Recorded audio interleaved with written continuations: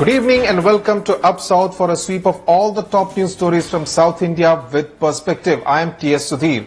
Arun Selvaraj, the alleged Pakistani agent who was arrested by the NIA in Chennai day before yesterday night and is now in judicial custody, continues to be our top story on Up South. The police force and the public in Chennai are shocked, especially by the brazen manner in which he had managed to infiltrate into several high security zones.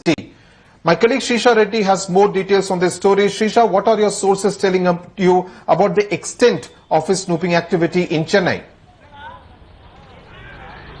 Well, so the top sources from NIA are telling headlines today that there were more such people like Arun Selvaraj. One is that Arun Selvaraj was trying to interact with his handler through emails, but again he was not sending emails, and there is nothing like sending or receiving emails.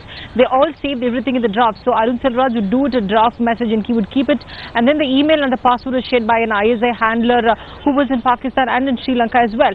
So one, and the other hand, he was also operating from different places. An office was in Nungambakam. That again, the office was not operated for like at least 6 months. He was not doing many activities in the last 6 months. So until last 6 months, he was sending all the pictures, all the incriminating documents about different places that he had taken pictures of. The Coimbatore market, remember Coimbatore market is such a busy area in Chennai, and also places like Kalpakkam power plant and different places. So these are the documents and details that he was sending, and also the sources were telling that he was paid per picture and per video and per document that he was sending. And there were more such details, and other details we will be getting once they take him into custody. So they also moved the petition today at the Pota court in Poonamali, and they've sought for custody. And yesterday, until 25th of this month, he will be in the custody. So more details will be coming. But what we can also tell that there are more such people in the fray. Right. Shisha, stay on with us because there is another important development taking place in Tamil Nadu. Another incident of acid attack, and 2 college girls were injured in Tamil Nadu's Madurai district. These college students of Government Arts College were attacked by an unidentified man outside the college when they were out for a lunch break. Shisha, how are the 2 girls now, and what is the police line of investigation? Is it some kind of a revenge attack? Well, the 2 girls are admitted at the government hospital in Tirumangalam. They are out of critical condition, but on the other hand, 1 girl was attacked by this. 1 girl probably would have been friends with him, is what one of the friends of the girl told us. But again, the police are also trying to investigate at different angles, because he was trying to attack 1 girl, but also her friend who was accompanying her during the lunch break. So when he was throwing acid, it fell on the other girl who was accompanying her as well. So now the police is investigating different angle, but again, crime against women seem to be continuing in Tamil Nadu. Even in the month of August, we did see an acid attack in Sirgari, and again Tamil Nadu's district. So in districts, the people seem to be not having much of awareness about the punishments, the stringent punishment that been given. Yes. So these kind of incidents continue to take place in Tamil Nadu. So unless and until there seem to be an immediate action on such culprits, so such things will not see an end at all. Right. Shisha, thank you very much for joining us with all those details there from Chennai on these 2 top stories coming from Tamil Nadu. Now, Chandrashekar Rao, the Chief Minister of Telangana, it would seem is trying to apply balm over the wounds that he inflicted at that meeting in Warangal 3 days back, when he said that he would bury the media 10 kilometers deep in Telangana. Now, the Telangana Chief Minister proposes to provide free education for the children of journalists in private schools. And if you wonder why, that's because the government believes that 80% of journalists in Telangana live below the poverty line.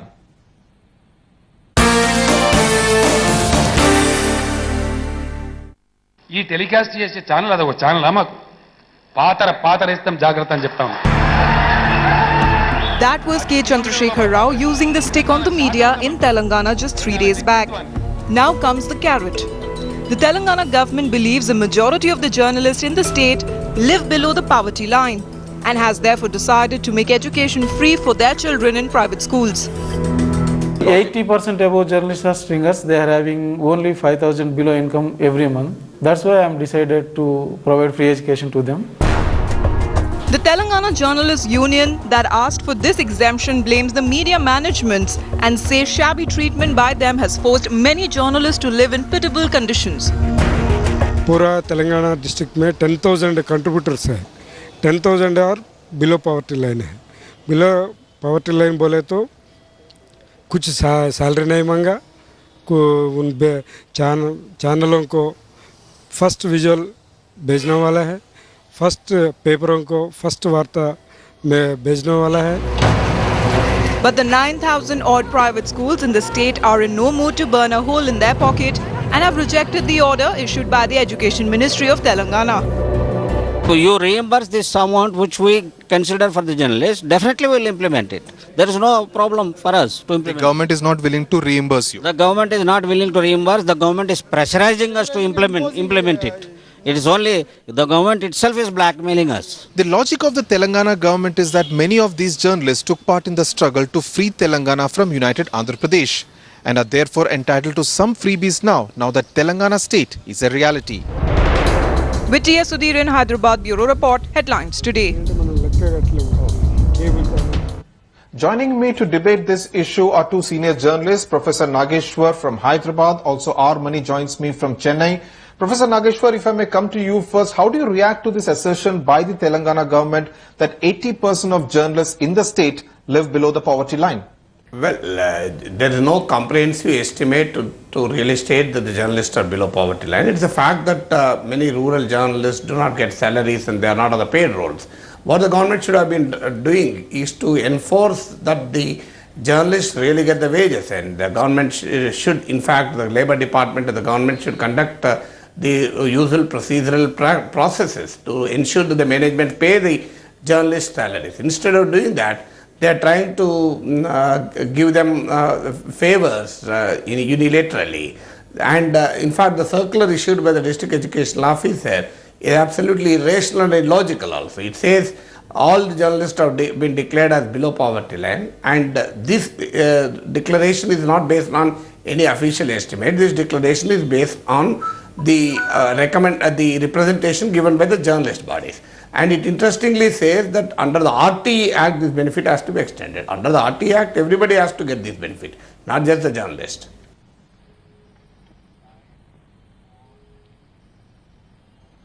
Mr. Mani, if we are talking here of journalists in Telangana, surely there will be many other sections of society also who would qualify to be under the poverty line and perhaps would obviously ask for similar benefits for their children.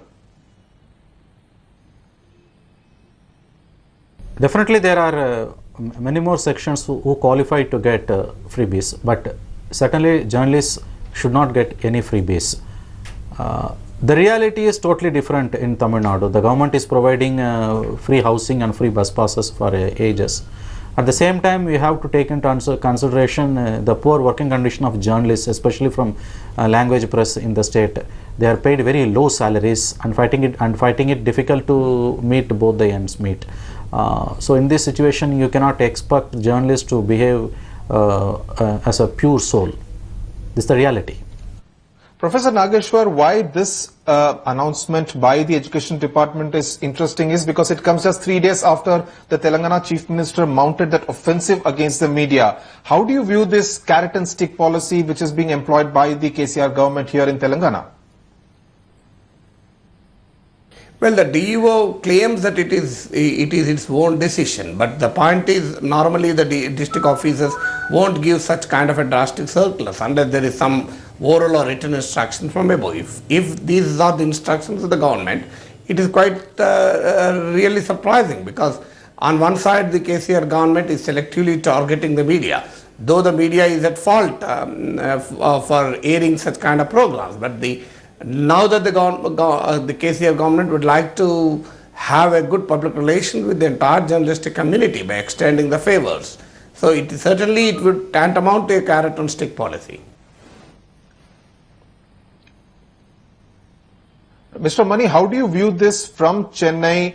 Do you see this as an attempt by KCR to mend fences with the media fraternity, and will this work? Definitely, this is looked upon as extending an olive branch to media. KCR has spoken many things which are not relished by anybody, and even journalist bodies across the country have condemned it. In fact, I am from Tamil Nadu actually surprised by his behavior because he has surpassed our Chief Minister, who has filed hundreds of cases, defamation cases against journalists. Even Jayalalitha has not behaved like this. So in this context, I think KCR is going far, above the, the prescribed norms of this thing. Right. Professor Nageshwar, journalists ideally should not take favors from the ruling dispensation. Now, wouldn't this amount to some kind of a cozy relationship being developed between the journalistic community and the government, especially when the generation next is being taken care of? So it is actually for a journalist working in a villages, it is almost like a catch-22 situation. On one side, the managements do not pay them salaries, do not even care about their basic needs. On the other hand, the government doesn't really bother to ensure that the basic labor rules are also passed by, followed by the media managements. So it's like a catch-22 situation. So that results in a kind of a situation where the journalists are increasingly dependent on the government for some benefits, and that's unfortunately leads to a kind of relationship between the government and the media, which is certainly not an aims at an independent media functioning. Right, Professor Nageshwar and our Money, thanks a lot for joining us with that perspective on this story which has come from the Telangana government. Now, Union Railways Minister Sadananda Gowda's son Karthik Gowda was questioned by the Bangalore police this morning. In fact, he's accused of cheating and rape by a Kannada actress, and sources say that he was grilled for quite some time. He was also taken to the Ambedkar hospital for medical formalities and later whisked away from the back door of the police station. In fact, Karthik has been asked to be present whenever the investigating officer wants to interrogate him. Today morning he has produced himself before the investigation officer, and he was subjected to medical examination, and subsequently the investigation officer, he is examining him and his statement is being recorded. So whatever is necessary as per the law or whatever is the requirement of the case, that will be done. I can now go across to my colleague Ratnika Sharma, who joins me from Bangalore. Ratnika, does the police believe that there is sufficient material evidence that the actress has furnished against Karthik Gowda? Well, Sudhir, at this point, the police is not very willing to reveal details of the investigation. However, the fact that he appeared in the police station and the hospital today itself, they say, is a big improvement, because remember, despite being summoned twice, he had failed to appear at the police station and the police had declared him an absconder. So definitely at that point, the police, they say, is a big improvement. And there also is tremendous pressure on Karthik Gowda to be present at the police station now, because remember, on Monday he was given granted the anticipatory bail on the very condition that he should cooperate at every level of investigation. So at that level, yes, tremendous pressure on Karthik Gowda. Another major loophole, Sudhir, that I must point out in this particular case is the fact that there is no proper document that proves that he had made any promise to Maitri Gowda, the actress, that he would marry her or that they are in fact married. So definitely that particular point could weigh heavily against the actress. Of course, we have to wait and see what happens on the 15th, because sources tell me that Karthik Gowda's lawyer had filed a petition to quash the allegations. So we have to see what happens on the 15th, because Karthik Gowda is supposed to be appearing in the police station every 15th and 30th of every month. Back to you, Sudhir. Right. Ratnika, briefly, what is the course of action that the actress and her lawyer plan to take now? Because initially they were not very happy with the anticipatory bail that was granted to Karthik Gowda. Definitely. In fact, they had what Maitri Gowda's lawyer had told us was that they are definitely going to challenge this particular bail and the order in the High Court. So, but they said that the filing of the petition itself is expected by Wednesday or Thursday. So it remains to be seen whether they will really file the petition and challenge the order in the High Court.